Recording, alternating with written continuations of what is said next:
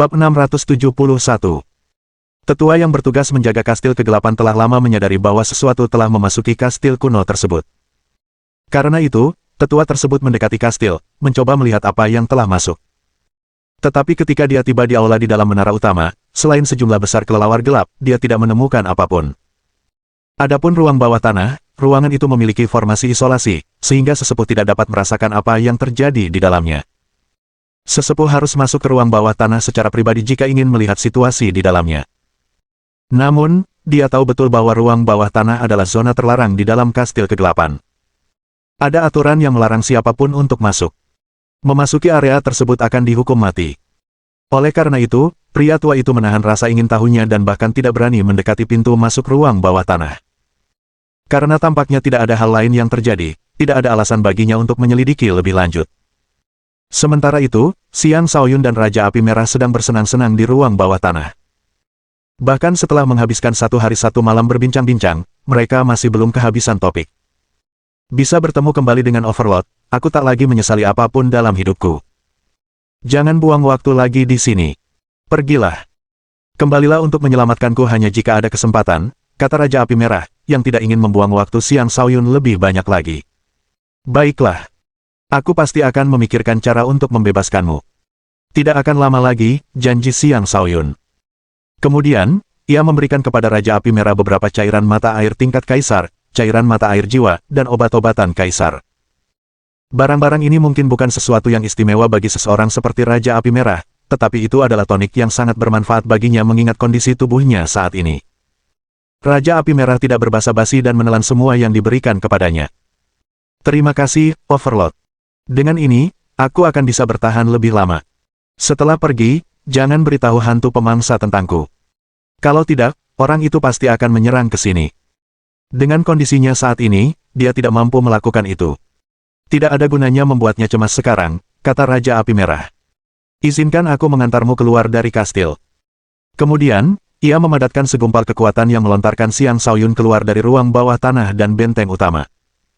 Satu-satunya yang dirasakan Xiang Shaoyun adalah tubuhnya menjadi tanpa bobot, dan ia sudah berada di luar kastil. Begitu ia muncul di luar, kelelawar-kelelawar hitam itu memperhatikannya. Suara jeritan memenuhi udara. Mata mereka memerah karena amarah saat mereka semua menerkamnya. Tidak kurang banyak ahli di antara kelelawar hitam itu, dengan sejumlah besar di antaranya memiliki tingkat kultivasi yang lebih tinggi daripada Xiang Shaoyun. Seketika, mereka mengejarnya, membuatnya ketakutan. Bukan hal mudah baginya untuk meloloskan diri dari ruang kegelapan tak berujung, dan Raja Api Merah kemudian melukainya. Setelah selamat dari pertemuan itu, Xiang Shaoyun kini bertemu dengan begitu banyak kelelawar gelap.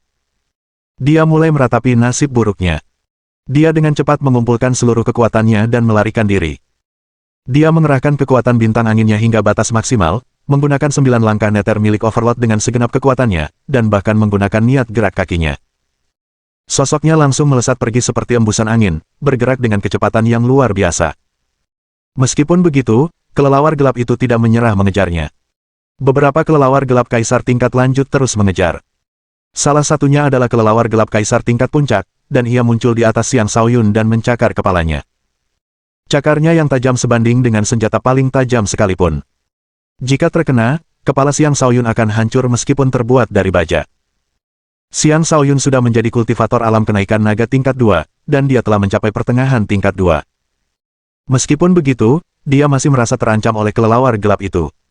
Pada saat krisis, dia melepaskan domain jiwa neternya dan menyelimuti kelelawar gelap itu. Xiang Shaoyun mencibir dan berkata, aku tidak bermaksud memprovokasi kalian, tetapi kalian justru berani memprovokasi aku. Sepertinya kalian ingin mati. Seketika itu juga, sejumlah rantai muncul dan membelenggu kelelawar hitam tersebut. Kelelawar itu merasakan bahwa keadaan tidak menguntungkan baginya, dan ia mencoba melarikan diri. Sayangnya, usahanya sia-sia. Rantai-rantai itu menarik dan merobek kelelawar hitam itu menjadi beberapa bagian. Selanjutnya, Xiang Shaoyun melepaskan rune hantu, memberi makan sisa-sisa kelelawar itu kepada rune tersebut. Adapun kelelawar gelap lainnya yang mengejarnya, mereka semua langsung menyerbu ke alam jiwa neter. Satu persatu, mereka semua terbunuh. Perlu diketahui bahwa jiwa Xiang Shaoyun telah mencapai tingkat seorang penguasa. Oleh karena itu, domain jiwa neternya mampu menghadapi bahkan para penguasa. Meskipun kelelawar-kelelawar ini kuat, mereka tidak cukup kuat untuk mengancamnya. Setelah mengatasi kelelawar yang mengejarnya, dia pergi, tidak ingin terlibat dalam masalah lain. Namun, dia dapat merasakan bahwa dia telah menarik perhatian seseorang. Orang itu memberinya firasat bahaya yang tampaknya tidak kalah dengan bahaya yang dia rasakan dari kelelawar hitam itu. Ketika Xiang Shaoyun melihat ke arah tertentu, dia melihat seseorang dan seekor kuda menatapnya.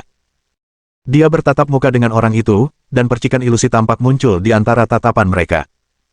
Seolah-olah dia telah bertemu dengan calon lawan yang telah lama ditunggunya, yang menyebabkan dahaga akan pertempuran muncul dalam dirinya. Orang dan tunggangan itu tak lain adalah Xiao Xie dan kilin hitamnya.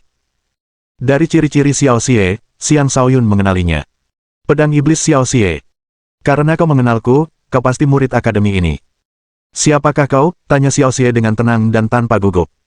Nama Xiang Shaoyun telah lama tersebar di seluruh akademi karena fisiknya yang luar biasa. Namun, para siswa luar biasa yang masuk akademi lebih awal belum pernah bertemu dengannya. Xiao Xie adalah salah satu dari siswa luar biasa tersebut. Karena itu, dapat dimengerti bahwa dia tidak mengenali Xiang Shaoyun. Saat Xiang Shaoyun berjalan mendekat, dia menjawab, "Saya Xiang Shaoyun." Ekspresi terkejut terlintas di wajah Xiao Xie. "Kau Xiang Shaoyun yang tinggal di Villa Naga 1. "Ya," jawab Xiang Shaoyun jujur. "Haha, luar biasa." Mengenal seseorang dari reputasinya memang tidak bisa dibandingkan dengan bertemu langsung dengannya, Xiao Xie tertawa terbahak-bahak. Matanya berbinar saat berkata, "Xiang Shaoyun, aku menantangmu berduel." Xiao Xie dapat melihat bahwa Xiang Shaoyun hanyalah kultivator alam kenaikan naga tingkat 2, tetapi apapun yang telah dilakukan Xiang Shaoyun terhadap kelelawar hitam itu sangat aneh. Xiao Xie tidak dapat memahami apa yang telah dilihatnya. Kelelawar-kelelawar gelap itu adalah kaisar tingkat akhir, tetapi mereka semua menghilang secara misterius hanya dengan mendekati Xiang Shaoyun. Itu belum pernah terjadi sebelumnya. Karena itu, Xiao Xie tidak berani meremehkan Xiang Shaoyun. "Alasan?" Xiang Shaoyun bertanya. "Mengapa kau butuh alasan untuk bertarung? Tapi jika kau bersikeras, itu karena rasa ingin tahuku akan kemampuan seseorang yang telah meninggalkan benteng pusat dengan selamat," kata Xiao Xie sambil menyerang. Bab 672. Setiap orang yang termasuk dalam 10 murid terbaik Akademi Naga Phoenix memiliki kemampuan bertarung yang melampaui logika. Mereka juga sangat beruntung dalam jalur kultivasi mereka, berkembang jauh lebih cepat daripada rekan-rekan mereka. Sebagai salah satu dari 10 murid terbaik, Xiao Xie telah melatih dirinya dengan berbagai cara sejak muda. Tahun ini ia baru berusia 28 tahun, namun ia sudah menjadi kultivator alam kenaikan naga tahap 5, yang merupakan tingkat kultivasi yang menakutkan untuk usianya. Setelah memasuki alam kenaikan naga, setiap tahap kemajuan membutuhkan akumulasi energi yang sangat besar. Oleh karena itu, pertumbuhan biasanya melambat drastis pada titik tersebut. Namun bagi orang-orang luar biasa seperti Xiao Xie, masalah itu tidak ada. Mereka masih mampu tumbuh dengan kecepatan yang sangat tinggi. Xiang Shaoyun tidak menyangka Xiao Xie akan menyerang begitu tiba-tiba. Lagi pula, dengan reputasi Xiao Xie di akademi, seharusnya dialah yang menerima tantangan, bukan sebaliknya. Terlebih lagi, jarak antara dirinya dan Xiang Shaoyun cukup besar. Dia sama sekali tidak bertindak seperti seorang ahli. Xiao Xie bergerak cepat, dan seketika ia tiba di hadapan Xiang Shaoyun saat meninggalkan kilin hitamnya. Menggunakan tangannya sebagai pedang, ia menebas Xiang Shaoyun. Serangan itu membawa kekuatan penindas yang sangat besar yang memberi Xiang Shaoyun rasa tertekan yang mirip dengan yang ia rasakan saat menghadapi kaisar tingkat puncak. Betapa dahsyatnya, pikir Xiang Shaoyun sambil segera mengaktifkan kemampuan instingnya untuk memindai serangan yang datang. Kemudian, ia nyaris menghindari serangan itu dengan teknik gerak kakinya. Saat ia menghindar, sebuah ledakan besar terjadi di tempat ia berdiri sebelumnya. Gelombang kejut ledakan tersebut mencapai ratusan meter dan meninggalkan cekungan yang dalam di tanah. Jika serangan itu mengenai sasaran, Xiang Shaoyun akan terbelah menjadi dua. Xiao Xie tampaknya tidak terpengaruh oleh serangan yang meleset. Sebaliknya, dia terus melancarkan serangan. Menggunakan kedua tangannya sebagai pedang, dia menebas kemana-mana, mengirimkan energi pedang tajam yang mengancam akan menghancurkan Xiang Shaoyun menjadi daging cincang. Ketika Xiang Shaoyun merasakan tekanan yang kuat, dia tahu dia tidak bisa menghindari pertarungan. Dia meraung, "Kau sudah keterlaluan." Dan dia melakukan serangan balik. Dia tidak berani menahan diri sedikit pun saat menyerang dengan kekuatan kegelapannya. Dalam lingkungan mereka saat ini, hanya kekuatan kegelapan yang akan diperkuat. Karena sumber energi gelapnya sebenarnya adalah energi asal kegelapan, dia dapat melepaskan serangan elemen gelap yang kekuatannya sebanding dengan serangan elemen petirnya. Meskipun dia belum pernah berlatih teknik elemen gelap, dia melakukan hal yang sama seperti Xiao Xie dan menggunakan tangannya sebagai pedang, mengirimkan banyak energi pedang keluar. Niat pedang. Dia menyerang dengan kekuatan penuh, menggunakan tangan dan tubuhnya sebagai pedang, menggunakan niat pedang, bertarung demi pedang itu. Gemuruh. Gemuruh. Dua kelompok energi pedang yang kuat bertabrakan, menciptakan ledakan besar. Awan debu mengepul, dan bekas sayatan tertinggal di mana-mana. Perbedaan tingkat kultivasi antara keduanya terlalu besar.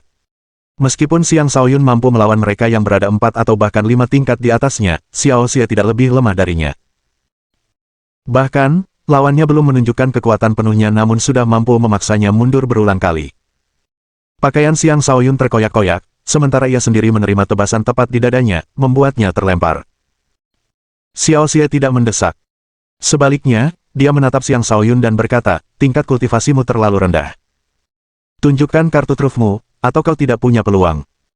Xiang Shaoyun tahu bahwa tidak ada satupun murid Akademi Naga Phoenix yang mudah dikalahkan, terutama mereka yang berada di peringkat 10 teratas daftar Naga Phoenix. Pertukarannya dengan Xiao Xie memberinya pelajaran tentang kelemahan dari mengkultivasi 9 kekuatan yang berbeda. Seandainya dia hanya mengembangkan satu kekuatan, kekalahannya tidak akan secepat itu. Bahkan, dia mungkin memiliki peluang untuk menang. Namun, ini adalah jalan yang telah dia pilih sendiri, dan dia tidak akan menyesalinya. Lagi pula, dia sudah mampu menggunakan ke-9 bintangnya sekaligus. Dengan demikian, jalan yang telah dia pilih telah terbukti bukan sebuah kesalahan. Aku punya banyak kartu truf. Karena kau ingin melihatnya, buka matamu lebar-lebar, kata Xiang Shaoyun, yang semangat kompetitifnya tersulut. Setelah meraung, dia melepaskan kabut 9 warnanya. Dengan menggunakan niat pedang bersamaan dengan kabut 9 warna, energi pedang yang dia kirimkan mengalami transformasi seiring dengan peningkatan kekuatannya yang luar biasa. Xiao Xie akhirnya bisa merasakan tekanan dari lawannya. Bukannya menunjukkan rasa takut, dia malah sangat gembira.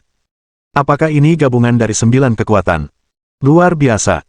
Biarkan aku menyaksikan seberapa kuat kekuatan ini. Ia akhirnya menjadi serius saat bintang-bintang di dalam dirinya berdenyut, menyelimuti tubuhnya dengan energi gelap yang pekat. Pada saat yang sama, kekuatan tertentu menyapu keluar dari dirinya, dan seluruh dirinya tampak telah berubah menjadi pedang yang megah. Dua pedang, satu berwarna 9 warna dan yang lainnya hitam pekat, bertabrakan.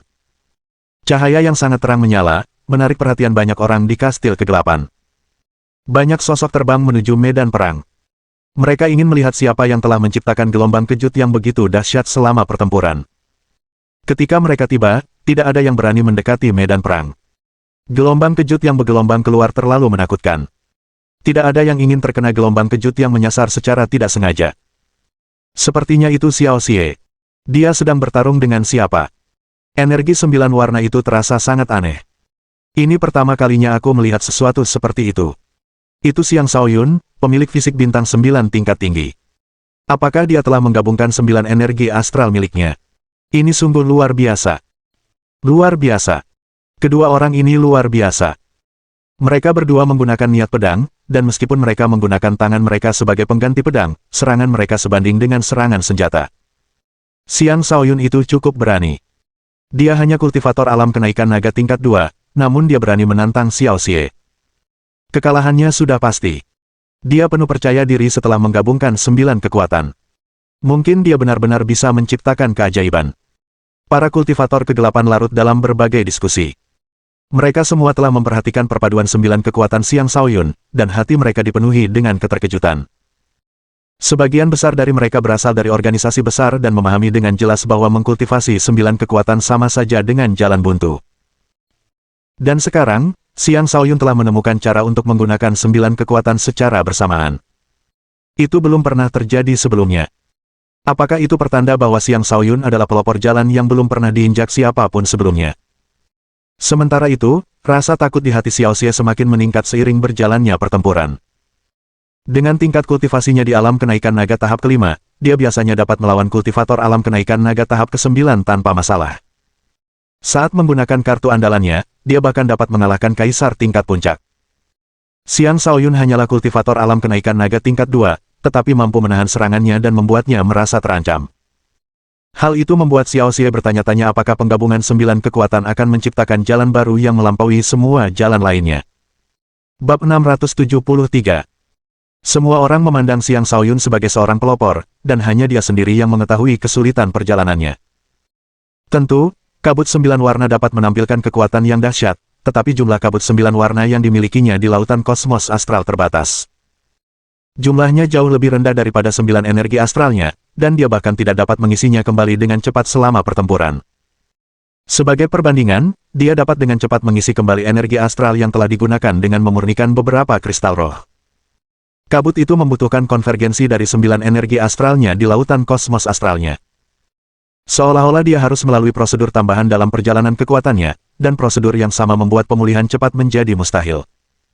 Saat ini, Xiang Shaoyun tidak memiliki banyak kabut 9 warna yang tersisa. 2 kali dia mengaktifkan cakram baru-baru ini telah menghabiskan sejumlah besar kabut 9 warna. Setelah terpaksa menggunakan sebagian untuk pertarungannya dengan Xiao Xie, dia hampir kehabisan semuanya. Setelah benar-benar kehabisan, dia akan menjadi lemah lagi. Yang lebih penting lagi, bahkan setelah menggunakan kabut 9 warna, ia hanya mampu meraih hasil imbang dengan Xiao Xie, bukan mengalahkannya. Teknik pedang Xiao Xie sempurna. Sulit untuk menemukan titik lemahnya, dan pemahamannya tentang niat pedang tidak kalah dengan Xiang Shaoyun. Dengan demikian, Xiang Shaoyun tidak mampu mendapatkan keuntungan apapun darinya. Sangat bagus. Sangat kuat. Bertarung melawanmu sama sekali tidak mengecewakan. Ayo, coba gerakan lain dariku, kata Xiao Xie sambil tertawa terbahak-bahak dan menyatukan kedua telapak tangannya untuk melepaskan serangan yang lebih kuat lagi. Penyatuan telapak tangan itu seperti penggabungan 2 pedang. Sebuah pedang sepanjang beberapa ratus meter terbentuk dan menebas Xiang Shaoyun. Tebasan kekosongan. Tebasan itu tampak mampu membelah langit sekalipun, dan memancarkan aura yang sangat menakutkan. Lebih jauh lagi, energi gelap yang menggerakkan tebasan itu membawa serta sifat korosif yang sangat kuat. Jika tebasan itu mengenai seseorang, orang tersebut tidak akan mampu menghilangkan korosi tersebut. Para murid di sekitarnya tersentak ketakutan sebelum segera menjauhkan diri dari medan pertempuran. Tebasan kekosongan terlalu menakutkan, benar-benar mampu menakuti kaisar tingkat puncak biasa. Begitulah menakutkannya seorang murid aneh dari akademi tersebut. Wajah Xiang Shaoyun berubah menjadi sangat serius. Dia telah bertemu dengan lawan yang benar-benar tangguh. Jika dia menggunakan domain jiwa neternya, tidak akan sulit untuk memblokir serangan Xiao Xie. Namun, dia ingin menghadapi serangan itu secara langsung tanpa menggunakan trik. Dia ingin membuktikan bahwa dia sebanding dengan 10 murid teratas dalam daftar Naga Phoenix, dan dia juga ingin membuktikan bahwa dia memiliki kekuatan yang layak untuk UKD. Aku akan mengerahkan seluruh kemampuanku. Xiang Shaoyun mengertakkan giginya dan memutuskan untuk mengabaikan semua kehati-hatian. Tinju penghancur kosmos Dao. Seketika, 9 bintang kasar muncul di sekelilingnya. Kemudian, energi tinjunya melonjak, menghancurkan segala sesuatu di jalannya. Itu menunjukkan kekuatan yang mengerikan, seolah-olah sungai bintang telah datang untuk menghancurkan musuhnya. Dor, dor, dor. Energi pedang hitam yang dahsyat berulang kali berbenturan dengan energi tinju berbintang, menciptakan banyak ledakan di udara, menyebarkan gelombang kejut di sekitar mereka. Para pengamat pertempuran tercengang-astonished. Benturan seperti itu benar-benar melampaui imajinasi mereka. Mereka bahkan tidak bisa membayangkan melawan kekuatan sebesar itu. Setelah serangkaian ledakan, energi akhirnya menghilang saat kedua petarung itu berpisah. Pakaian Xiang Shaoyun telah compang camping, memperlihatkan baju zirah yang rusak yang dikenakannya. Sehelai rambutnya telah terpotong, melayang di udara. Jelas, dia akan kalah jika bukan karena baju zirah yang rusak itu. Xiao Xie pun tak terlihat lebih baik. Pakaiannya pun compang camping, memperlihatkan baju zirah hitam.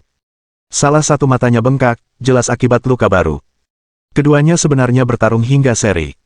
Haha, itu menyenangkan sekali. Fisik bintang 9 tingkat tinggi terkuat memang sesuai dengan reputasinya, kata Xiao Xie sambil tertawa terbahak-bahak.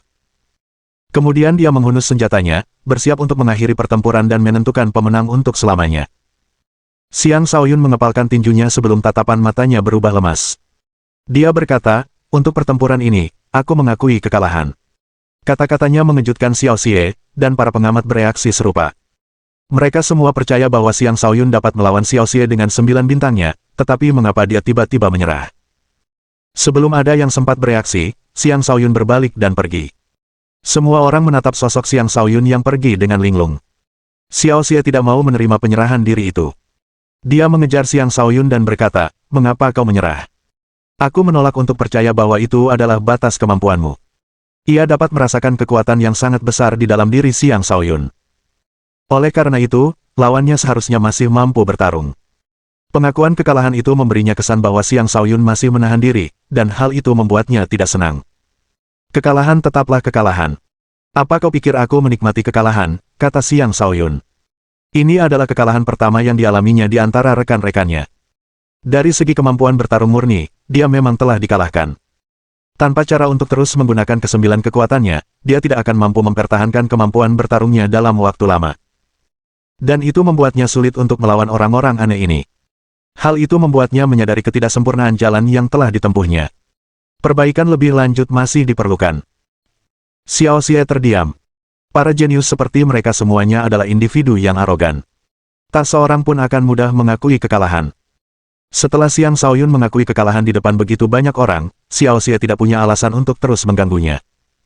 Karena itu, dia hanya bisa menyaksikan Xiang Shaoyun pergi menuju formasi teleportasi. Anak itu masih menyembunyikan kartu trufnya, pikir Xiao Xie dalam hati dengan keyakinan yang tak tertandingi. Seharusnya dia bahagia karena kemenangannya, tetapi dia tidak bisa merasakan kegembiraan apapun. Seluruh pikirannya dipenuhi dengan bayangan Xiang Shaoyun dikejar oleh kelelawar hitam sebelum mereka semua menghilang secara misterius. Bagaimana mungkin Xiang Shaoyun dikalahkan tanpa menggunakan kemampuan sekuat itu? Tidak, aku harus melawannya lagi. Tapi aku akan menunggu sampai tingkat kultivasinya setara denganku, putus Xiao Xie. Adapun murid-murid lainnya, keributan besar telah terjadi. Xiang Shaoyun telah menyerah. Apakah 9 kekuatan itu hanya lelucon? Apa kau tahu? Xiang Shaoyun hanyalah kultivator alam kenaikan naga tingkat 2. Xiao Xie setidaknya tingkat 5. Jarak di antara mereka terlalu besar. Baginya, pertarungan yang begitu ketat ini justru merupakan kekalahan yang gemilang. Benar sekali. Jika tingkat kultivasi Xiang Shaoyun 1 atau 2 tingkat lebih tinggi, pertempuran ini mungkin akan memiliki hasil yang berbeda. Selain itu, Xiang Shaoyun beberapa tahun lebih muda dari Xiao Xie. Potensinya praktis tak terbatas. Sepertinya aliansi dia akan berada dalam masalah. Mereka telah memprovokasi Legion Overlord, dan sekarang, penguasa mereka telah kembali. Aku ingin tahu apakah Tuan Muda dari aliansi di itu mampu menundukkan Xiang Shaoyun. Dengan pertarungan ini, Xiang Shaoyun sudah memenuhi syarat untuk masuk ke peringkat 20 teratas daftar Naga Phoenix. Bab 674. Xiang Shaoyun tidak peduli dengan apa yang orang lain pikirkan tentang dirinya. Satu-satunya tujuannya adalah kembali ke akademi secepat mungkin. Dia sudah terlalu lama pergi. Dia perlu mencari tahu apa yang terjadi selama ketidakhadirannya. Adapun hasil pertempuran sebelumnya, dia akan menganggapnya sebagai pelajaran. Belum terlambat baginya untuk membalas dendam pada Xiao Xie setelah kekuatannya menyamai Xiao Xie. Ketika Xiang Shaoyun mendekati formasi teleportasi, seseorang datang menghampirinya. Pendatang baru itu adalah seorang lelaki tua yang tidak mencolok. Ia mengenakan jubah hitam, dan tangannya terlipat di belakang punggungnya sambil menatap Xiang Shaoyun dengan tatapan dingin. Lelaki tua itu adalah Yu Yu Chen, tetua yang bertugas menjaga kastil kegelapan. Di Akademi Naga Phoenix, mereka yang mampu menjadi tetua semuanya berada di alam pertempuran surga. Dengan demikian, jelas bahwa tetua ini memiliki kekuatan yang dalam dan tak terukur. Dari simbol pada pakaian Yu Yu Chen, Xiang Shaoyun dapat melihat bahwa dia adalah seorang tetua. Dia segera memberi hormat dan menyampaikan salamnya. Xiang Shaoyun memberi salam kepada tetua. Ikutlah denganku, kata Yu Yu Chen tanpa ekspresi sebelum berjalan ke arah yang berbeda. Xiang Shaoyun tak berani berlama-lama dan segera mengikuti. Tak lama kemudian, mereka tiba di sebuah bangunan yang tidak mencolok. Di sana, Yu Yu Chen menoleh dan menatap Xiang Shaoyun, bagaimana kau bisa muncul di kastil kuno ini? Dan bagaimana kau pergi? Dia menatap Xiang Shaoyun dengan tatapan menekan, seolah berniat membuatnya mengatakan yang sebenarnya. Xiang Shaoyun tidak tahu harus berkata apa. Bahkan jika dia memperlihatkan cakramnya, apakah dia juga harus membicarakan Raja Api Merah? Setelah berpikir sejenak, dia berkata, "Tetua, tidak bolehkah saya menjawab pertanyaan itu? Setiap orang punya rahasia masing-masing, dan karena dia tidak bisa memikirkan alasan, lebih baik dia tidak mengatakan apa-apa." Tentu, pikiran untuk berbohong terlintas di benaknya. Tetapi apakah orang di hadapannya ini akan mudah tertipu oleh kebohongan?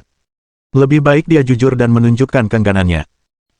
Begitu kata-kata itu keluar dari mulutnya, Yu Yu Chen melepaskan tekanan kuat yang melingkari Xiang Shaoyun. Tekanan itu membuat Xiang Shaoyun merasa sesak napas, seolah-olah sebuah gunung menimpanya. Dia terpaksa membungkuk, dan bahkan aliran darahnya menjadi kacau. Yu Yu Chen berkata, "Tahukah kamu bahwa aku memiliki banyak cara untuk membuatmu mengatakan yang sebenarnya? Cara mana yang ingin kamu coba?" Kata-katanya dipenuhi ancaman, dan kekuatan menindas yang dipancarkannya sangat mengerikan, seolah-olah dia akan mematahkan tulang punggung Xiang Shaoyun dengan tekanan itu. Speed. Akhirnya, Xiang Shaoyun tak tahan lagi dan memuntahkan seteguk darah. Dalam hatinya, ia meratap, betapa mengerikan hidupku ini. Dia sangat tidak beruntung akhir-akhir ini. Pertama, dia dijebak oleh aliansi Di. Selanjutnya, dia diancam oleh 3 dari 7 penjahat. Dan kemudian, dia terjebak di ruang kegelapan tak berujung.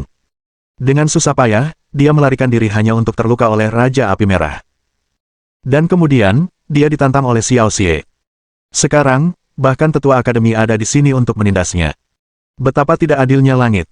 Dalam kepahitan hatinya, Xiang Shaoyun memejamkan mata, memutuskan untuk menerima saja apapun takdir yang menantinya. Lagi pula, dia benar-benar tak berdaya melawan tetua itu. Yu Yuchen menduga Xiang Shaoyun akan berjuang tanpa menyerah. Dia sengaja mengendalikan kekuatannya, tidak berniat membunuh. Namun, yang mengejutkannya, Xiang Shaoyun hanya menerima takdirnya. Di manakah karakter pantang menyerah yang seharusnya dimiliki seorang jenius? Kau pikir aku tidak akan berani menyentuhmu? Tanya Yu Yuchen, nadanya berubah menjadi menyeramkan. Xiang Shaoyun tidak menjawab. Percuma saja mengatakan apapun. Lebih baik dia tidak membuang-buang tenaga. Ketika Yu Yuchen melihat tingkah laku Xiang Shaoyun, ia bingung harus berbuat apa. Meskipun ia telah mengancam akan membunuh Xiang Shaoyun, ia masih merasa ragu. Bahkan, apa yang dilakukannya sekarang sudah bertentangan dengan prinsip-prinsip akademi. Para tetua seharusnya tidak ikut campur dalam urusan murid, kecuali dalam keadaan khusus yang memungkinkan campur tangan. Dia tidak mampu mengendalikan diri dan melanggar aturan terutama karena Xiang Shaoyun berhasil melarikan diri dari benteng tanpa terluka. Yu Yuchen sendiri telah memeriksa benteng itu sebelumnya, tetapi dia tidak menemukan apapun yang membuatnya penasaran. Bagus. Sangat bagus. Pergi sana, dan jangan sampai aku melihatmu di sini lagi. Kalau tidak, aku akan memastikan untuk mengorek jiwamu dan melumpuhkanmu, kata Yu Yuchen dengan nada kesal sambil menendang Xiang Shaoyun hingga terpental. Bang! Sebuah kekuatan dahsyat bergejolak di dalam tubuh Xiang Shaoyun saat ia batuk mengeluarkan banyak darah. Ia terjatuh dengan keras sekitar 100 meter jauhnya, tampak sangat menyedihkan. Rasa sakit itu membuatnya menderita hebat. Ia bisa merasakan organ-organnya hancur berantakan, dan separuh tulang rusuknya patah. Tendangan itu tidak membunuhnya, tetapi dia hampir mati. Tanpa membuang waktu, dia memurnikan setetes cairan petir dan cairan mata air tingkat kaisar untuk menyembuhkan lukanya. Ia berusaha berdiri kembali, dan tanpa menatap orang yang lebih tua itu, ia bersumpah dalam hati, aku akan mengingat penghinaan ini hari ini. Ia tak pernah menyangka bahwa seorang tetua akademi akan bertindak seenaknya sesuai keinginannya sendiri. Xiang Shaoyun merasakan ketidakadilan yang besar. Ia yakin bahwa hanya kekuatan yang berbicara. Tanpa kekuatan, segalanya tak berarti. Jika Xiang Shaoyun adalah kultivator alam pertempuran surga, tetua itu mungkin bahkan tak akan berani meninggikan suara di hadapannya. Melihat Xiang Shaoyun terhuyung-huyung pergi, Yu Yuchen tiba-tiba merasakan penyesalan. Ia merasa bahwa menyinggung Xiang Shaoyun barusan adalah tindakan yang sangat tidak bijaksana, dan ia kesal karena tidak menghabisi pemuda itu. Lupakan saja. Aku terlalu gegabah hari ini, Yu Yuchen menghela napas dalam hati. Xiang Shaoyun akhirnya tiba di formasi teleportasi, dan dia menggunakannya untuk pergi. Saat tiba di Akademi Naga Phoenix, dia merasa lega. Meskipun begitu, pijakannya tidak stabil, dan dia hampir jatuh ke tanah. Dia mengertakkan giginya dan memaksa dirinya untuk tetap berdiri sambil perlahan berjalan pergi. Pengawas yang sedang bertugas sangat tercengang. Mengapa orang itu tidak datang untuk mengambil piring gioknya? Baru setelah Xiang Shaoyun pergi, pengawas itu menyadari sesuatu. Tidak, kapan orang itu memasuki kastil kegelapan? Mengapa aku tidak mengetahuinya? Aku tidak membawa piring gioknya. Dia ragu sejenak, tetapi akhirnya memutuskan untuk tidak mempermasalahkannya. Karena seseorang bisa memasuki kastil kegelapan tanpa dia sadari, itu adalah bukti kemampuan orang tersebut. Di sisi lain, itu juga pertanda bahwa pengawas tidak menjalankan tugasnya dengan baik. Jika dia membuat keributan, dia akan dihukum karenanya. Itu tidak sepadan, jadi dia lebih baik berpura-pura tidak melihat apapun. Dengan demikian, Xiang Shaoyun terhindar dari masalah lebih lanjut. Namun sebelum ia dapat kembali ke vilanya, ia bertemu dengan Huang Xiaoyue. Ia masih mengenakan pakaian mewah yang sama yang akan menarik perhatian kemanapun ia pergi. Saat melihat Xiang Shaoyun, ia segera berlari menghampirinya dan berteriak, Xiang Shaoyun, putri ini sudah lama mencarimu. Ayo, jadilah pengawal nomor 1-ku. Bab 675. Huang Xiaoyue polos dan menggemaskan, serta terlahir dengan watak mulia yang alami. Karena itu, dia adalah salah satu gadis muda paling populer di akademi. Bahkan, popularitasnya hanya kalah dari Yu Kaidi dan Han Chenfei. Bisa dikatakan bahwa banyak murid akademi yang ingin menjalin hubungan asmara yang indah dengan putri ini dan akhirnya mendapatkan dukungan dari organisasi super seperti Dinasti Senja. Sayangnya, Huang Xiaoyue hanya tampak polos, tetapi sebenarnya dia keras kepala dan bandel. Temperamennya bukanlah tipe yang bisa ditolerir oleh pria manapun. Lebih penting lagi, dia tidak pernah menunjukkan ketertarikan pada pria manapun. Namun, dia tampaknya lebih menyukai Xiang Shaoyun. Begitu melihatnya, dia langsung bergegas ke sisinya. Xiang Shaoyun merasa kepalanya pusing saat melihatnya, tetapi dia bahkan tidak bisa lari meskipun dia mau. "Putri, tolong hentikan lelucon ini," kata Xiang Shaoyun, wajahnya pucat pasi. Tidak diketahui apakah Huang Xiaoyue hanya kurang jeli, tetapi dia tidak menyadari keanehan Xiang Shaoyun. Begitu dia tiba di hadapannya, tinjunya langsung mengarah ke dadanya sambil berkata, "Jika kau tidak setuju menjadi pengawal nomor satuku hari ini, aku akan memberimu pelajaran."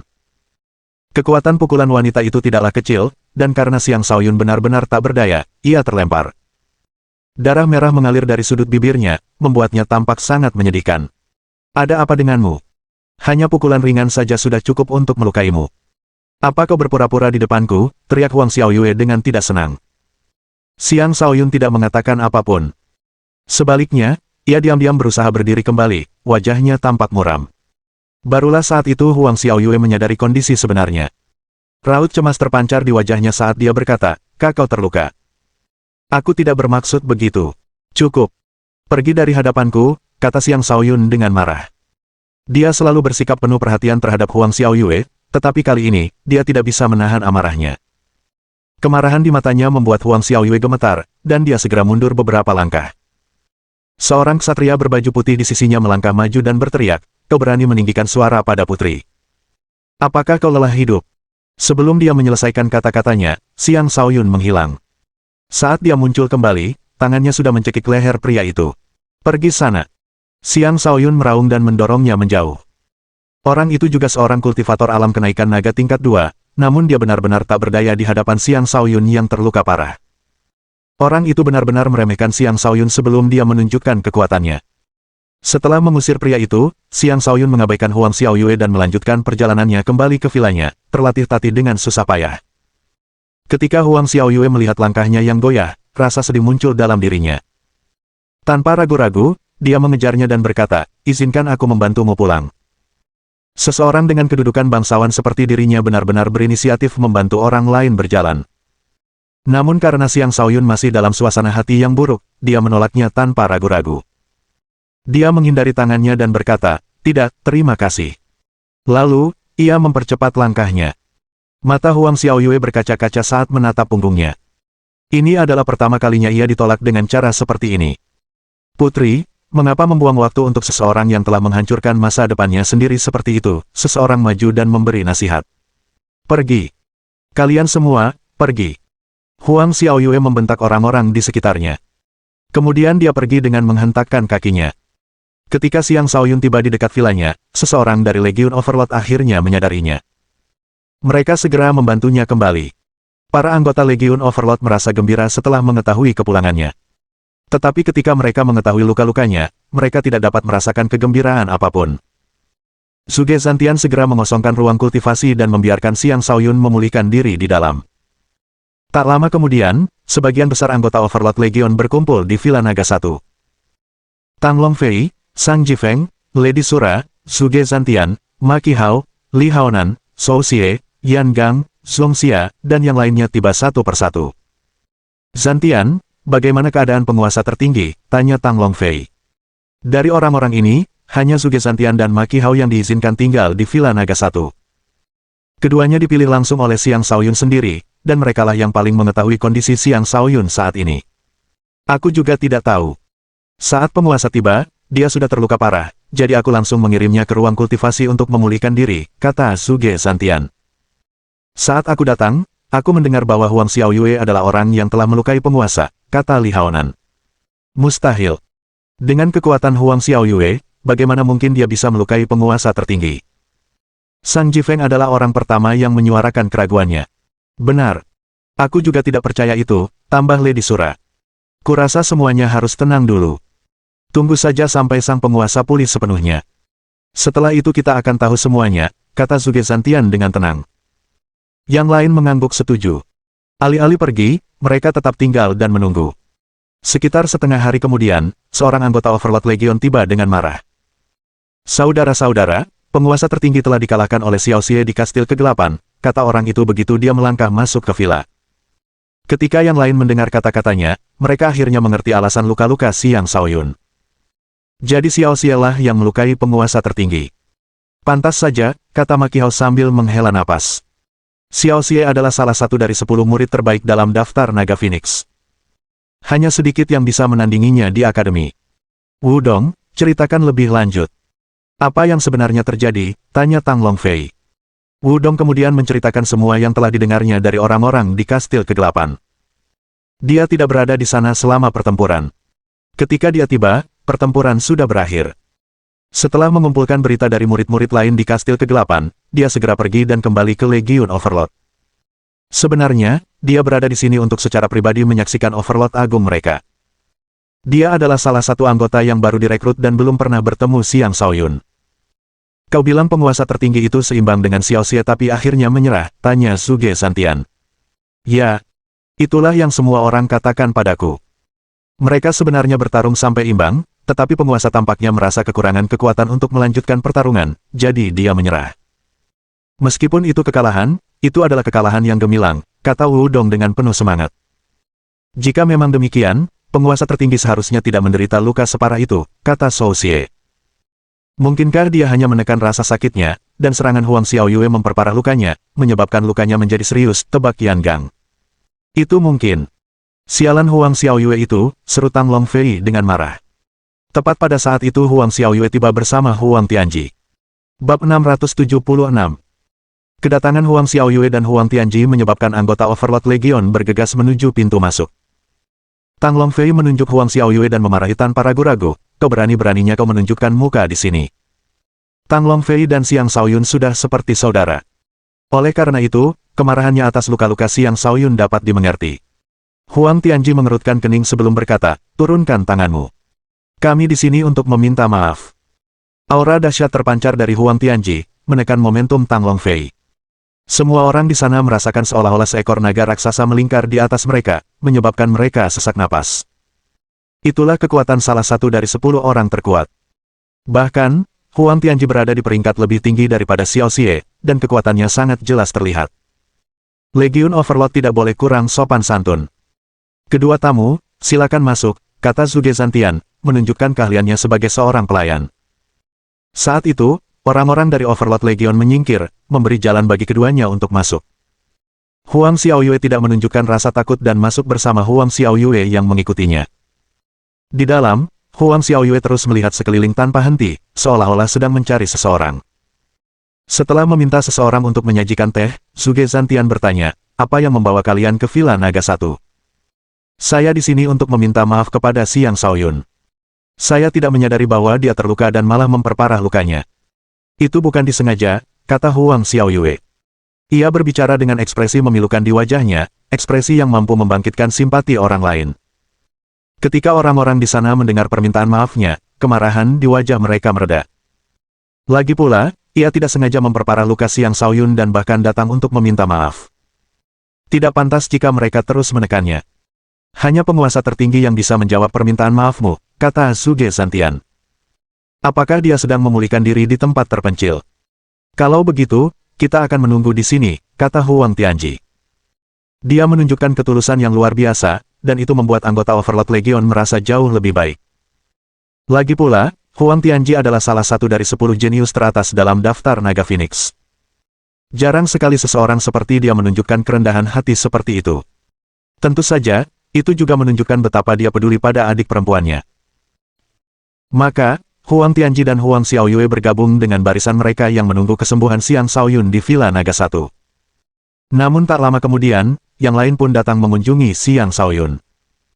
Para pendatang baru itu adalah Han Chenfei, Han Qianwei, dan Han Suiwei dari Villa Phoenix 2. Han Chenfei anggun seperti bunga teratai salju. Kulitnya yang putih bersih, berkilauan, dan tembus pandang, membangkitkan rasa kedekatan pada siapapun yang memandanginya. Namun pada saat yang sama, ia juga memancarkan aura dingin, yang seolah terus-menerus menjauhkan orang lain. Saudari-saudari dari klan Han itu cantik dan mempesona, tampak seperti sepasang bunga yang mekar, masing-masing cantik dengan caranya sendiri. Yang mengejutkan, keduanya telah mencapai alam Raja Puncak dan hanya sedikit lagi dari alam kenaikan naga. Jelas, mereka telah berkembang pesat di bawah bimbingan Han Chen Fei. Karena Lady Sura adalah orang yang paling mengenal saudari-saudari klan Han, dia maju dan menyapa mereka, "Mengapa kalian di sini?" Ekspresi rumit terlintas di mata Han Qianwei saat dia berkata, "Kami mendengar dari Tuan Muda Istana bahwa Tuan Muda Siang telah kembali, jadi kami datang berkunjung." Han Chen Fei menggigit bibirnya dan berkata, "Aku ingin tahu di mana Tuan Muda Siang. Sudah lama kita tidak bertemu dengannya." Nyonya Sura berkata, "Sang penguasa sedang dalam masa pemulihan. Beliau tidak dapat menerima tamu saat ini.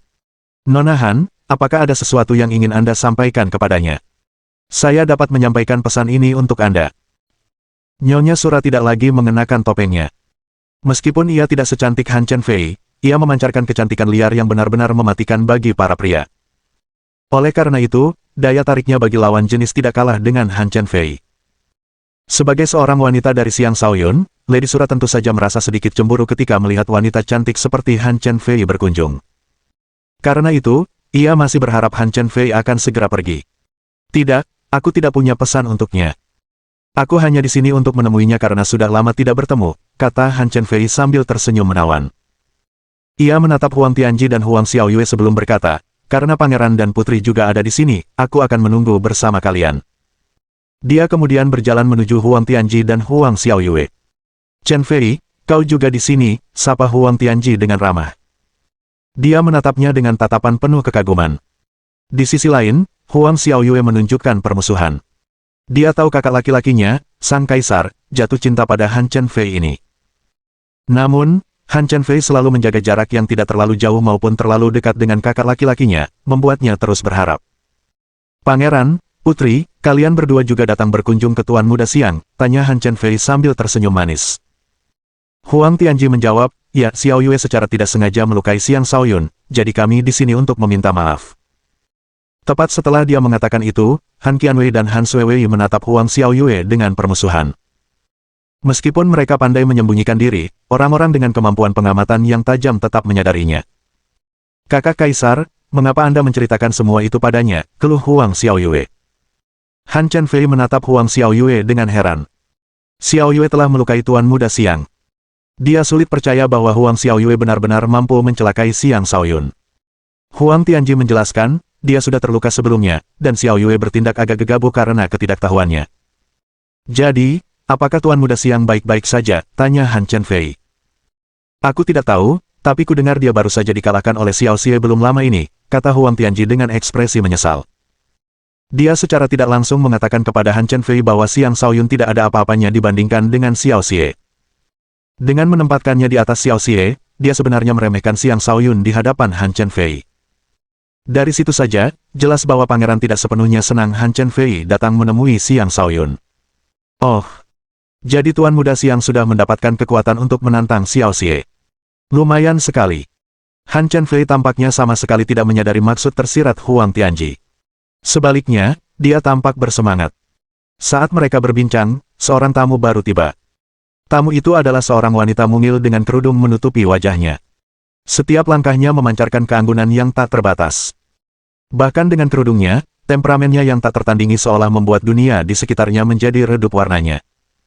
Matanya bagaikan sepasang bulan yang bercahaya, rambutnya halus dan lembut, sosoknya tanpa celah, dan temperamennya anggun.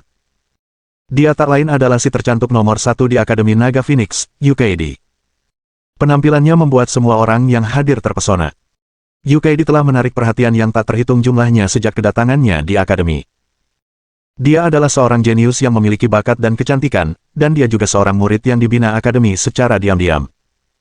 Meskipun banyak pria di Akademi mendukungnya, dia tidak pernah terlihat dekat dengan pria manapun selain sepupunya, Yu Xiang. Dan sekarang, dia mengunjungi Xiang Shaoyun secara pribadi. Apakah pernyataannya bahwa dia adalah wanitanya itu benar? Tentu saja, itu bukanlah hal yang paling mengejutkan. Yang lebih mengejutkan lagi adalah seorang tetua akademi juga datang berkunjung. Bab 677.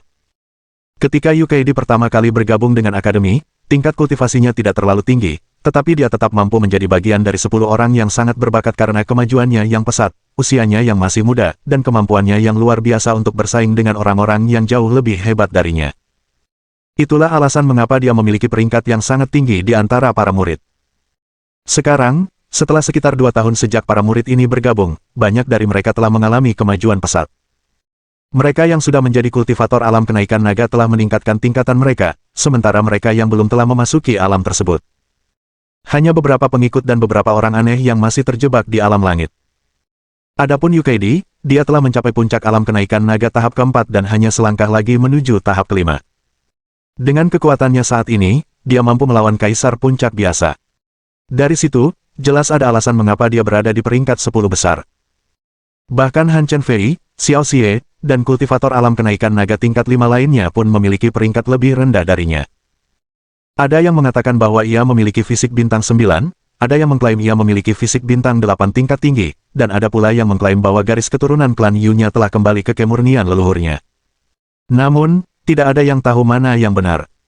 Hanya sebagian kecil orang di akademi yang mengetahui kebenarannya. Kunjungannya ke Villa Naga 1 sangatlah menggugah pikirannya. Saudari Yu yang suci, sudah lama kita tidak bertemu. Tang Longfei keluar dan menyapanya dengan penuh semangat. Saat itu, dia juga bagian dari rombongannya ke alam iblis. Pada waktu itu, dia masih menyimpan banyak imajinasi tentangnya. Namun sekarang, bahkan setelah kekuatannya bertambah, UKD tetaplah seseorang yang hanya bisa dia kagumi. Hal itu, ditambah dengan keberadaan Xiang Shaoyun, membuatnya melupakan semua ilusi yang pernah dia miliki untuknya. UKD mengangguk dan berkata, sudah lama kita tidak bertemu, kakak Tang. Apakah Shaoyun ada di sini? Dia ada di sini, tetapi saat ini dia sedang mengasingkan diri karena cedera yang dialaminya, kata Tang Longfei. Xiao Xie melukainya, kan? Aku pernah mendengar tentang itu, kata UKD. Bolehkah aku menunggunya di sini? Ya, tentu saja boleh. Silakan masuk, Tang Longfei segera mengundang. Dan begitu saja, UKD memasuki satu Dragon Villa. Kedatangannya mengejutkan pasukan Overlord. Huang Tianji, Huang Xiaoyue, dan Han Chen Fei tercengang. Mereka teringat pernyataan yang pernah dibuat Xiang Shaoyun sebelumnya, yang mengklaim bahwa UKD adalah wanitanya. Sekarang, dengan kunjungan UKD, apakah pernyataan itu benar? UKD dan Han Chen Fei adalah siswi peringkat teratas di akademi. Sekarang, keduanya sedang menunggu di Villa Naga 1. Bisa dikatakan bahwa hanya dengan berada di sana, mereka telah memperkaya lingkungan villa secara signifikan.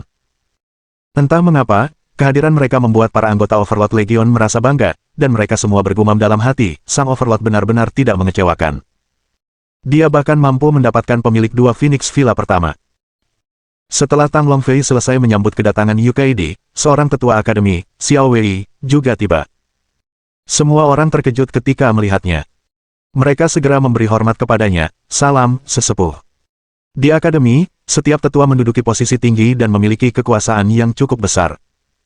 Dengan wewenang untuk menerima murid manapun sebagai murid pribadi, mereka menikmati rasa hormat yang mendalam dari banyak murid. Karena Xiao Wei tiba-tiba muncul, apakah ini pertanda bahwa Xiang Shaoyun adalah murid pribadinya? Apa yang kalian lakukan di sini, anak-anak muda? Bukankah kalian harus berlatih? Tanya Xiao Wei setelah mengamati kerumunan. Elder Xiao, kami di sini untuk mengunjungi Xiang Shaoyun, jawab Huang Tianji.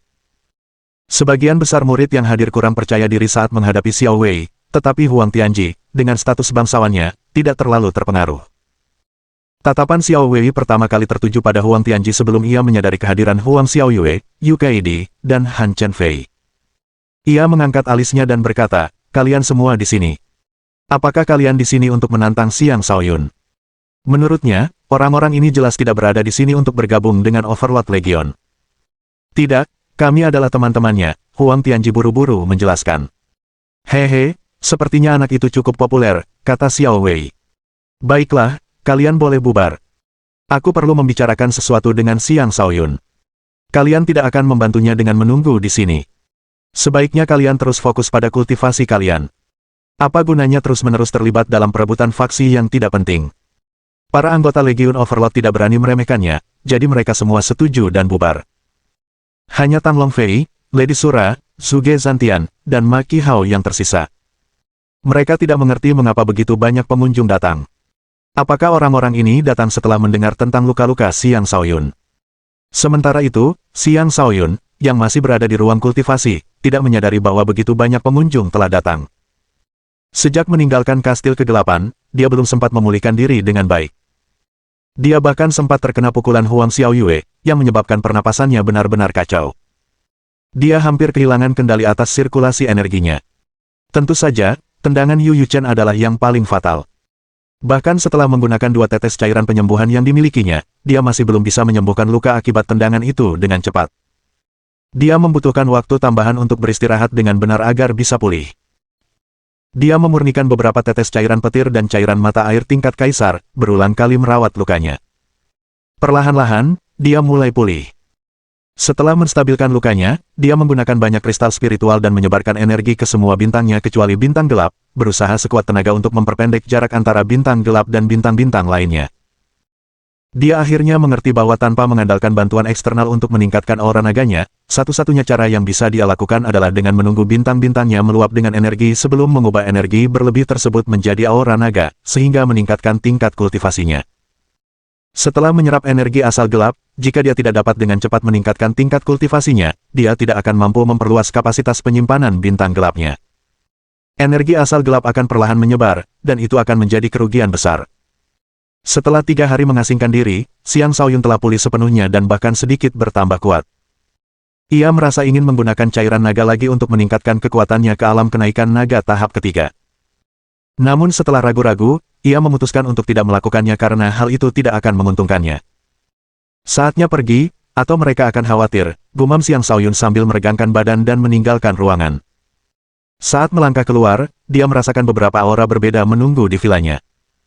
Dia menduga mereka adalah anggota Overlord Legion. Karena itu, dia menjadi bingung ketika melihat Xiao Wei, Yu Keidi, Huang Tianji, Huang Xiaoyue, dan Han Chenfei. "Mengapa Anda di sini? Bisakah saya membantu Anda?" tanya Xiang Shaoyun dengan heran. Bab 678. Xiang Shaoyun, apakah kau baik-baik saja? Huang Xiaoyue adalah orang pertama yang bertanya. Xiang Shaoyun meliriknya sekilas, mengerutkan kening, lalu menjawab dengan acuh tak acuh, "Aku baik-baik saja." "Terima kasih sudah bertanya." Dia mulai agak lelah dengan kecenderungan irasional Huang Xiaoyue. Huang Xiaoyue merasa sangat tersinggung ketika melihat ekspresi dinginnya, dan dia hampir menangis. Huang Tianji berkata atas namanya, "Tuan Muda Xiang, kami di sini untuk meminta maaf kepada Anda. Xiaoyue tidak mengetahui luka-luka Anda sebelumnya, dan itu bukan disengaja." Kemudian, Lady Sura menambahkan, "Shaoyun, mereka sudah menunggu di sini selama 3 hari." Jelas sekali, Lady Sura bersimpati kepada Huang Xiaoyue. Ketika Xiang Shaoyun mendengar itu, ekspresinya menjadi lebih tenang. "Baiklah, itu bukan masalah besar. Tapi kuharap kau bisa berhenti bercanda denganku di masa mendatang, putri. Aku tidak akan menjadi pengawal seseorang. Senang mendengar kau baik-baik saja. Jika kau membutuhkan sesuatu dari kami, jangan ragu untuk meminta. Anggap saja kami berhutang budi padamu," janji Huang Tianji. Kemudian dia menatap Huang Xiaoyue dan berkata, "Saudari Kaisar, ayo pergi. Tuan Muda Xiang tidak lagi menyalahkanmu." "Aku tidak mau pergi," kata Huang Xiaoyue setelah ragu-ragu sejenak. Huang Tianji terdiam sejenak sebelum berkata, "Apa yang bisa kau lakukan dengan tetap tinggal di sini? Tetua Xiao masih ada urusan yang perlu dibicarakannya dengan Tuan Muda Xiang. Jika kau masih merasa tidak enak, ingatlah untuk tidak memprovokasinya di masa mendatang. Katakan apa saja yang ingin kalian katakan sekarang. Aku perlu membawa anak ini pergi sebentar," kata Xiao Wei sebelum berjalan pergi, memberi mereka waktu untuk mengatakan semua yang perlu mereka katakan. Xiang Shaoyun mengabaikan Huang Tianji dan Huang Xiaoyue. Sebaliknya, dia menatap Yu Keidi dan Han Chenfei sebelum tersenyum dan berkata, "Pemilik 2 Villa Phoenix pertama ada di sini. Anda sekalian merasa terhormat atas kehadiran Anda. Jangan repot-repot merayu saya. Kami di sini untuk mengundang Anda ke Deep Tidal Wave agar Anda dapat membantu Qian Wei dan Sui Wei mengatasi masalah fisik mereka." Han Chenfei langsung ke intinya. "Tempat itu bermanfaat bagi mereka?" tanya Xiang Shaoyun dengan heran. "Aku tidak akan berbohong." "Jadi, kau membantu atau tidak?" tanya Han Chenfei. Han Qianwei dan Han Sui Wei juga menatap Xiang Shaoyun, mata mereka dipenuhi harapan. Ketika pertama kali dikirim ke Han Chenfei, mereka marah dan menganggap Xiang Shaoyun terlalu tidak berperasaan. Namun kemudian, mereka mulai memahami alasannya. Perlahan, kemarahan mereka lenyap, dan mereka semakin merindukannya. Namun, mereka tahu bahwa jarak di antara mereka terlalu besar. Sebelum bisa menyamai Xiang Shaoyun, mereka tidak akan berani terlalu banyak berilusi tentangnya. Xiang Shaoyun mengangguk tanpa ragu. Tentu, aku akan membantu. Tapi aku tidak tahu apa yang Tetua Xiao inginkan dariku. Bisakah kita masuk setelah aku selesai dengannya? Tidak masalah. Kami tidak terburu-buru, kata Han Chen Fei sambil tersenyum manis. Kemudian ia melirik Yu Keidi sebelum berkata, baiklah, kami tidak akan menahanmu dari kekasihmu lebih lama lagi. Ayo pergi. Dia mengucapkan kata-kata itu untuk melihat apakah Yu Keidi akan menyangkalnya atau marah, tetapi Yu Keidi hanya tetap acuh tak acuh, seolah-olah dia tidak mendengar apapun. Agak kecewa, Han Chen Fei pergi bersama saudari-saudari klan Han. Tunggu, Chen Fei, ayo kita pergi bersama, seru Huang Tianji sambil menyeret Huang Xiaoyue keluar bersamanya. Nyonya Sura, Tang Long Fei, dan yang lainnya juga pergi dengan tenang, tidak berani mengganggu pertemuan antara Xiang Shaoyun dan Yu Keidi. Xiang Shaoyun menatap Yu Keidi dengan tatapan lembut dan berkata, kupikir kau akan terus menghindariku. Sudah cukup lama sejak ia bergabung dengan akademi. Namun, ia belum berkesempatan bertemu Yu Keidi. Wajar jika ia agak kecewa. Ia tidak bisa menjamin bahwa Yu Keidi tidak akan berubah perasaan, tetapi ia pasti tidak akan membiarkan hal itu terjadi. Di dalam hatinya, Yu Keidi sudah menjadi miliknya, seseorang yang akan ia perlakukan sebagai istri resmi, bukan selir. Aku telah fokus pada kultivasi dan baru-baru ini meninggalkan pengasingan. Jadi, aku di sini untuk mengunjungimu, kata Yu Keidi dengan suara manisnya. Karena aku mampu melakukan apa yang kau minta, kau akan menjadi wanitaku mulai sekarang, kata Xiang Shaoyun dengan angkuh sambil mengulurkan tangannya. Namun, dia menghindar dan tersenyum. Hehe, sebelum kekuatanmu melampaui kekuatanku, apakah kau benar-benar sanggup menjadikan aku wanitamu? Namun, Xiang Shaoyun memang memiliki mental yang kuat, dan seperti yang dia katakan, hehe, tentu saja aku bisa. Malahan, aku bangga istriku lebih kuat dariku. Sebagai balasan, Yu Keidi menatapnya tajam dan berkata, tidak tahu malu. Siapa istrimu? Kemudian dia mengubah nada bicaranya menjadi serius dan berkata, jika kau ingin aku menjadi wanitamu, aku setuju. Saat kau menjadi murid nomor 1 di daftar Naga Phoenix, aku akan menyatakan bahwa aku adalah wanitamu. Bahkan penentangan dari klanku pun akan sia-sia. Ketika Xiang Shaoyun melihat Yu Keidi bersikap serius, dia pun berhenti bercanda. Dengan suara lantang, dia berkata, baiklah. Sebentar lagi, posisi nomor 1 akan menjadi milikku. Kau bisa mulai bersiap-siap menjadi istriku. Tentu, aku akan menunggu. Jika kau tidak bisa dalam 5 tahun, jangan salahkan aku jika kau melihatku bersama pria lain, kata Yu Keidi dengan tatapan menggoda di matanya. Dengan menetapkan batas waktu, dia meningkatkan tekanan pada Xiang Shaoyun. 5 tahun mungkin tampak seperti waktu yang lama, tetapi tidak bagi seorang kultivator. Sementara Xiang Shaoyun berkembang, yang lain juga melakukan hal yang sama. Menjadi nomor 1 dalam waktu 5 tahun bukanlah tugas yang mudah. Lagi pula, bahkan Xiao Xie hanya berada di peringkat terbawah dari 10 besar. Para murid di 5 besar semuanya telah melampaui alam kenaikan naga tahap kelima, masing-masing dengan kartu truf yang ampuh. Individu seperti mereka tidak bisa dengan mudah disusul. Baiklah. 5 tahun kalau begitu. Kau wanitaku, dan jangan pernah bermimpi untuk melarikan diri dariku, kata Xiang Shaoyun dengan percaya diri. Baiklah, aku akan menunggu, kata Yu Keidi. Kemudian dia pergi. Melihat Yu Keidi yang terbang menjauh seperti kupu-kupu yang anggun, rasa hangat menyelimuti hati Xiang Shaoyun. Ia mungkin tampak hanya berada di sini untuk memberi tekanan lebih padanya, tetapi sebenarnya, ia berada di sini untuk menyemangatinya lebih lanjut, karena ia khawatir Xiang Shaoyun akan menyerah setelah kekalahannya di tangan Xiao Xie. Dengan kecerdasan Xiang Shaoyun, ia mampu melihat hal itu. Nak, kau cukup beruntung dengan wanita, ya. Bahkan gadis suci klan Yu pun tak bisa lolos dari genggamanmu, goda Xiao Wei, menarik Xiang Shaoyun kembali dari lamunannya. Anda bercanda, Tetua Xiao. Jadi, apa yang bisa saya lakukan untuk Anda, tanya Xiang Shaoyun. Bab 679. Apa? Kamu sudah berjanji untuk menikah, tapi masih takut diolok-olok, kata Xiao Wei. Dia tampak sedang dalam suasana hati yang baik.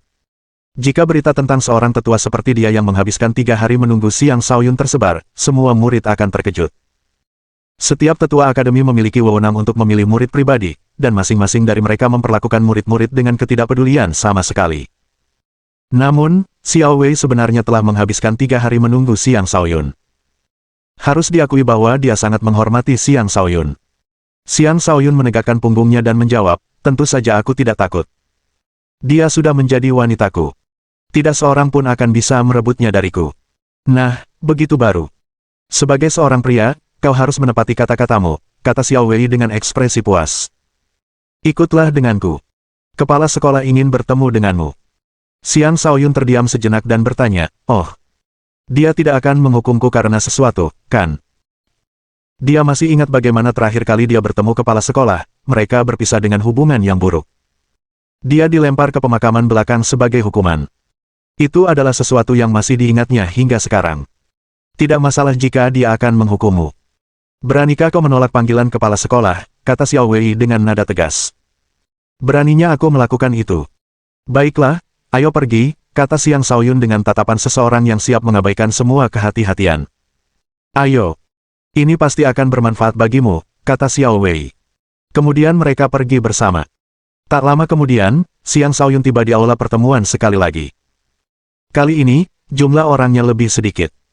Hanya kepala sekolah dan para wali agung yang terlihat. Xiang Shaoyun tetap tenang saat memberi hormat kepada mereka. Salam, kepala sekolah dan para tetua. Baiklah, cukup basa-basinya. Seorang lelaki tua berambut pirang muncul di hadapan Xiang Shaoyun dan langsung ke intinya. Nak, katakan padaku. Bagaimana kau menggabungkan 9 kekuatan? Xiang Shaoyun tidak menyangka bahwa inilah alasan mereka memanggilnya.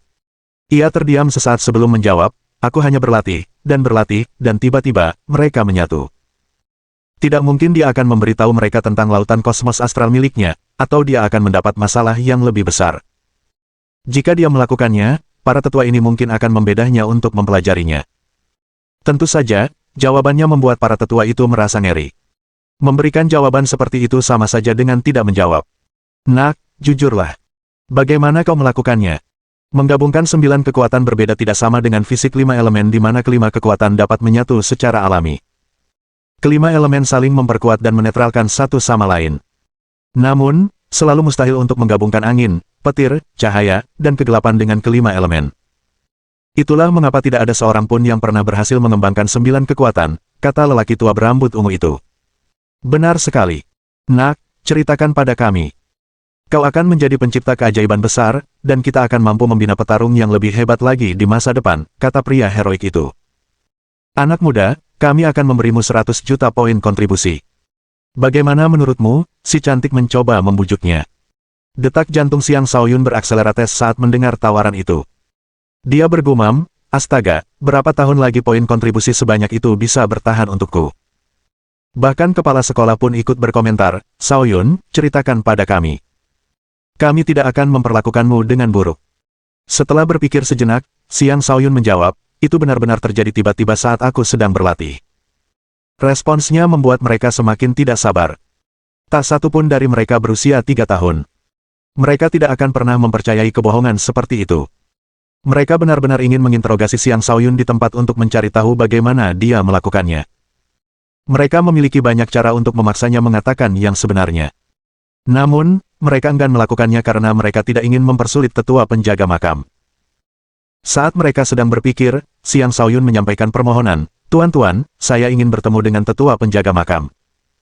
Mereka semua terdiam, tetapi kemudian lelaki tua berambut ungu itu langsung setuju, baiklah, itu ide bagus. Kami akan mengantar kalian kepadanya. Yang lain tidak keberatan. Mereka tahu lelaki tua berambut ungu itu setuju karena dia percaya Xiang Shaoyun akan memberitahukan rahasia itu kepada tetua penjaga makam. Karena tetua penjaga makam pada dasarnya adalah seorang penjaga akademi, dia pasti akan membagikan rahasia itu juga. Dengan demikian, mereka semua pada akhirnya akan mendapat manfaat. Kelompok itu pergi ke kuburan belakang bersama Xiang Shaoyun.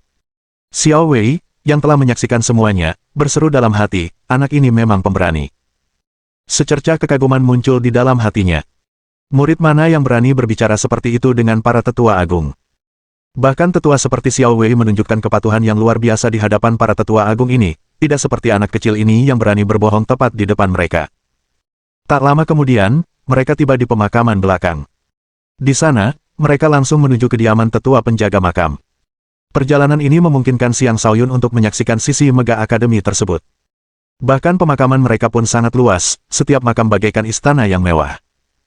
Dari situ saja, sudah terlihat betapa besarnya rasa hormat Akademi Naga Phoenix kepada para pahlawan mereka yang telah gugur.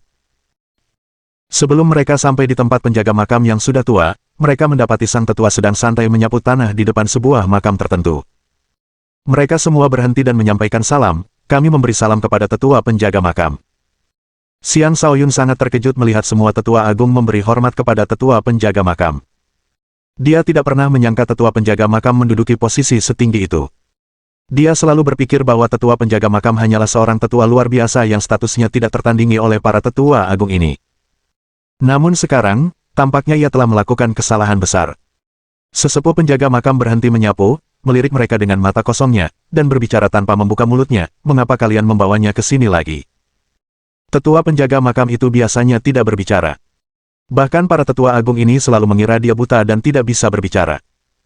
Mereka baru mengetahui bahwa dia bisa berbicara belum lama ini. Dia hanya tidak mau berbicara. Tetua penjaga makam, Xiang Shaoyun, meminta untuk bertemu dengan Anda, jadi kami membawanya ke sini, kata kepala sekolah. Oh, baiklah, dia boleh tinggal.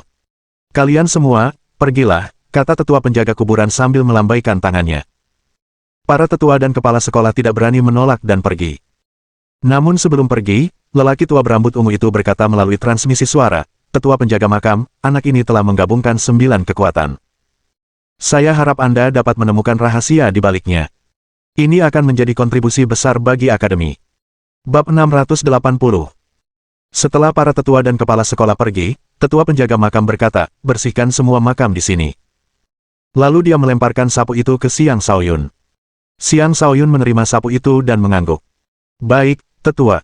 Maka ia pun mulai menyapu lantai. Sejujurnya, ini adalah kali pertama ia menyapu. Tentu saja, ia pernah melihat orang lain melakukannya sebelumnya, jadi ia bisa langsung memulai dengan cara yang sudah terlatih. Agar bisa segera berbincang dengan tetua penjaga makam, ia menyapu dengan cepat, mengumpulkan semua debu menjadi satu tumpukan. "Jangan buang tenagamu saat menyapu," suara tetua penjaga kuburan terdengar lantang. Perintah itu membuat Xiang Shaoyun kehilangan kesadaran. Dia tidak berani membantah dan melakukan apa yang diperintahkan, menyapu tanpa menggunakan energi astral apapun. Ada sekitar 10.000 makam di sini, sementara makam yang ditugaskan kepadanya untuk disapu hanyalah sekitar 100 makam lebih di daerah sekitarnya. Bahkan makam-makam ini menempati area yang cukup luas, seukuran sebuah desa utuh.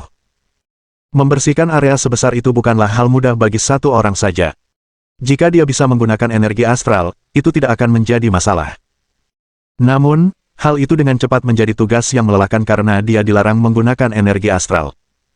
Lagi pula, tempat ini cukup berangin. Seringkali, hembusan angin akan bertiup tepat ketika Xiang Shaoyun telah menyapu tumpukan debu, menyebarkan debu itu sekali lagi. Dia kemudian terpaksa menyapu area yang sama lagi. Setelah angin menerbangkan tumpukan itu beberapa kali lagi, Xiang Shaoyun mulai merasa gelisah. Dia menggerutu, "Angin sialan, membuatku mengulangi pekerjaanku lagi dan lagi." Awalnya, tempat-tempat yang dia sapu akan cukup bersih. Tetapi seiring memburuknya kondisi mentalnya, pekerjaannya menjadi semakin ceroboh. Sekitar setengah hari kemudian, dia telah membersihkan sekitar 1/4 dari area yang ditugaskan kepadanya. Dia yakin bisa menyelesaikan pekerjaan itu dalam 3 hari. Pada saat itu, suara tetua penjaga makam terdengar lantang, "Setiap makam harus bersih tanpa setitik debu pun. Kerjakan ulang semuanya." Xiang Shaoyun merasa ingin muntah darah. Tetua penjaga makam baru memperingatkannya setelah ia menghabiskan begitu banyak waktu menyapu. Apakah tetua itu sedang mempermainkannya?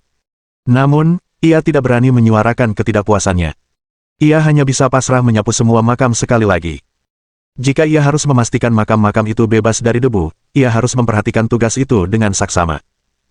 Ia juga perlu mencegah angin mengganggu pekerjaannya menyapu. Xiang Shaoyun mulai memfokuskan perhatiannya pada hal itu, dan ketika akhirnya selesai membersihkan salah satu makam, rasa gembira muncul di hatinya saat ia melihat makam yang bersih tanpa noda. Setelah menenangkan pikirannya, ia merasa jauh lebih tenang menyapu makam-makam itu. Ia juga menemukan bahwa dengan menenangkan kondisi mentalnya, jiwanya pun merasakan sensasi nyaman, seolah-olah menyapu area tersebut adalah tugas yang sangat menyenangkan. Ia juga belajar bahwa semakin tidak sabar ia menyelesaikan suatu tugas, semakin buruk hasilnya. Sebaliknya, dengan menjaga ketenangannya, ia dapat menyelesaikan tugasnya dengan sempurna. Konsep yang sama berlaku untuk jalan kultivasi. Dengan menjaga pikiran yang tenang, seseorang akan mencapai hasil yang lebih baik daripada saat berkultivasi dengan keadaan mental yang mudah marah. Seluruh diri Xiang Shaoyun diam-diam mengalami semacam transformasi. Dahulu, ia memberikan kesan sebagai seorang ahli muda yang mendominasi. Sekarang, ia tampak seperti seorang pemuda yang ramah, emosinya terkendali. Hal itu membuatnya lebih dekat dengan alam, dan seolah-olah energi alami dunia berputar di sekelilingnya. Waktu berlalu, dan sebelum ia menyadarinya, Xiang Shaoyun telah membersihkan semua makam di daerah itu. 2 hari telah berlalu. Melihat makam-makam yang bersih, rasa bangga membuncah dalam dirinya. Ia bangga karena telah mampu menyelesaikan tugas yang diberikan kepadanya, dan ia juga merasa bangga karena telah mampu menunjukkan rasa hormatnya kepada para sesepuh yang telah meninggal ini. Lumayan. Ayo, kita bicara, kata tetua penjaga makam. Ya, jawab Xiang Shaoyun sambil berjalan menuju tetua penjaga makam.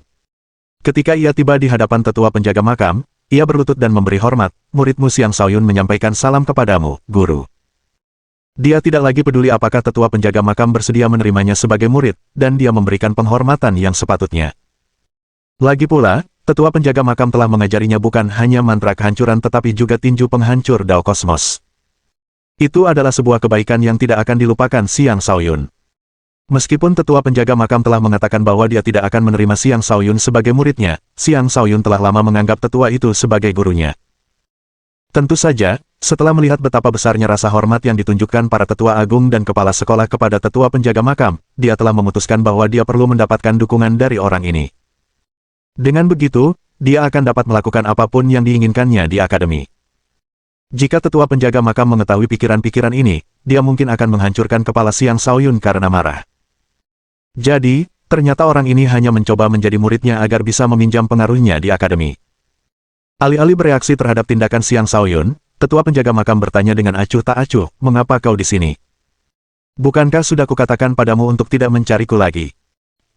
Xiang Shaoyun dengan cepat mengeluarkan sebuah prasasti yang rusak dan berkata, Guru, ini adalah prasasti rusak yang saya peroleh dari para ahli emas. Mantra yang tertulis di atasnya sama dengan yang Anda ajarkan kepada saya. Bahkan, mantra ini lebih lengkap. Karena itu, saya datang untuk mempersembahkan prasasti ini kepada Anda, Guru. Bahkan tetua penjaga makam pun tak bisa tenang ketika mendengar kata-kata Xiang Shaoyun.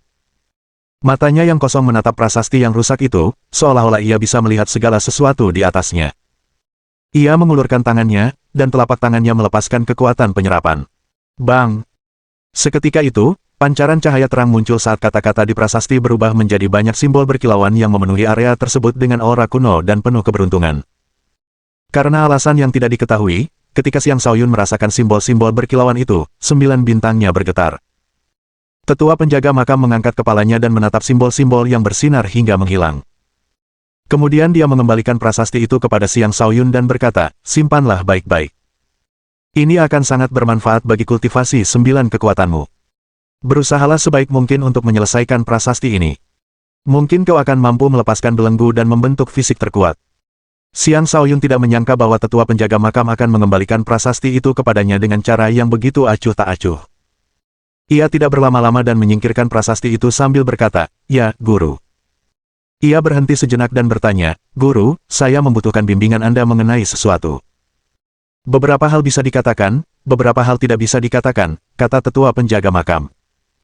Dengan kata lain, dia mengatakan beberapa hal bisa dipublikasikan, tetapi beberapa hal lainnya adalah rahasia pribadi yang tidak perlu diungkapkan. Jelas sekali bahwa tetua penjaga makam tidak peduli dengan kata-kata lelaki tua berambut ungu sebelumnya. Dia sama sekali tidak tertarik pada bagaimana Xiang Shaoyun menggabungkan 9 kekuatan tersebut. Xiang Shaoyun mengerti apa yang dikatakan tetua penjaga makam, dan kehangatan memenuhi hatinya. Mohon dukungan dari omom ante-ante sekalian, buat subscribe atau sharekan novel Mimin ke Facebook kalian, agar channel Mimin bisa terus berkembang. Dengan begitu, Mimin bisa lebih semangat untuk up novel seru lain ke depannya. Buat teman-teman yang sudah subscribe dan sharekan novel Mimin, Mimin ucapkan terima kasih sebanyak-banyaknya. Sekiranya teman-teman menghadapi masalah video diputar dalam bahasa Inggris, coba tukar kepada bahasa Indonesia original melalui cara ini. Semasa mendengarkan, pencet tombol setting di atas kanan video, pilih audio track dan tukar bahasa.